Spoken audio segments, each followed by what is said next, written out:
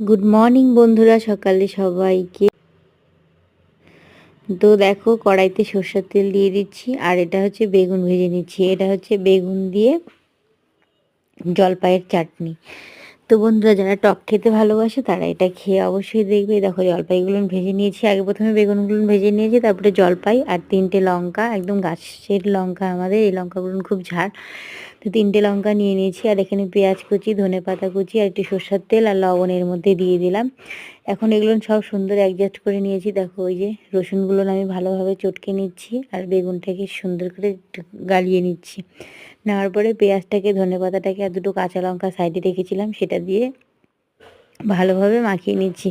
তো যারা বন্ধুরা টক পছন্দ করো একটু ভাতের সঙ্গে খেতে, তো তারা এই বেগুনের চাটনিটা অবশ্যই বানিয়ে খাবে। খেতে দারুণ লাগবে, গরম ভাতে দুর্দান্ত টক টক লাগবে। আর খেয়ে দেখবে, কমেন্ট করে বলবে কেমন লাগলো। টাটা।